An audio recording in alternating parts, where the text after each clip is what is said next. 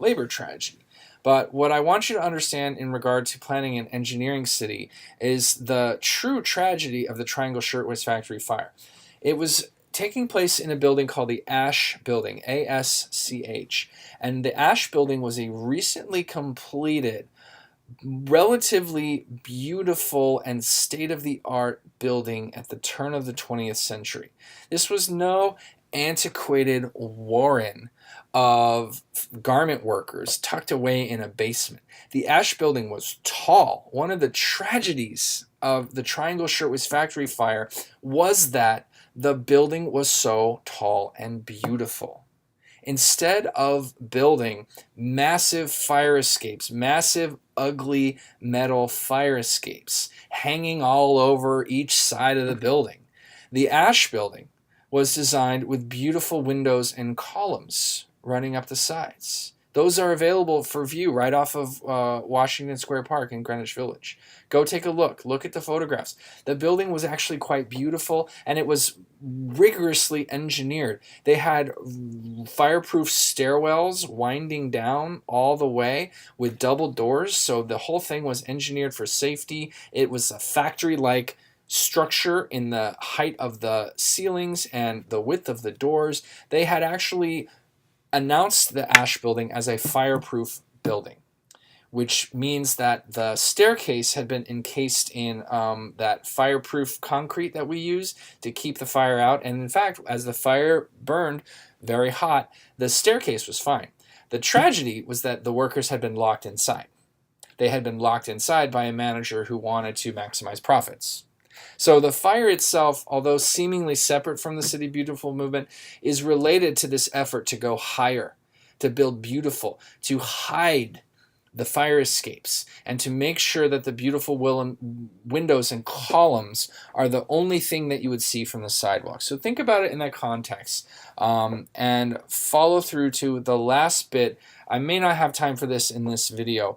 Another thing that's going on as we're building the City Beautiful, as we're changing cities in the 1890s to the 1920s, is the rise of what I will call planned obsolescence, or what everybody calls planned obsolescence.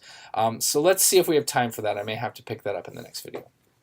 So we'll start with the City Beautiful, and I think that's where we're going to wrap this one up. So you can press pause, or you can just keep on going. We'll do City Beautiful, and then this one will be done, and I'll do another video soon. Oh, also, I am working on those midterm grades. Everyone should be getting an individual email with your score, so you know where you stand. If you haven't gotten your midterm grade yet, just hit me with an email, and I'll make sure to hustle up and get everybody's midterm grades back. So, City Beautiful. At the core of Chicago's new city plan in 1909 was the City Beautiful. And really, I hate to say it, New York wasn't the most City Beautiful. Boston wasn't the most City Beautiful. Chicago is where this trend was at its apogee. This is the most dramatic spot for the City Beautiful movement. So congratulations, Chicago. You are both the leader and the main venue of this movement. Not going to lie. You are both the impetus for this movement with the World's Fair and the place where the City Beautiful was done most aggressively. So in 1909, Daniel Burnham, riding high after his big win at the World's Fair, was hired to do a Chicago plan, which still is active today. And in the center of that plan is the Loop. And within that loop, the idea would be that you have all of the tallest buildings of Chicago, and everybody would commute to the Loop. And that model is still quite active. The City Beautiful comes into play in that anything that existed within the Loop was supposed to be a stunning work of art. Every skyscraper was meant to be beautifully designed and to be ideally viewed from every sidewalk and every angle, which means the hideous fire escapes that you used to see all over New York streets, and you used to see also all over Chicago streets, were hidden inside the buildings.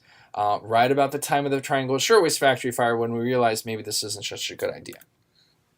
One of the core tenets of the City Beautiful movement is beautification. And the idea simply being that you privilege and promote beautification as one of the core principles and values of city building. City building can be functional, but it can also be beautiful. So the idea here is that simply you spend time talking about beauty. And for cities, this is actually kind of a novel thing. Tell you what, based on what's going on in my phone and my life, I'm going to stop this video now. Online teaching, we can do what we want. And I'm going to start up literally at this bullet with another video, which I will upload for y'all. You can click on it and watch it at home. Stay tuned. See you at the next video. Signing out, Professor White.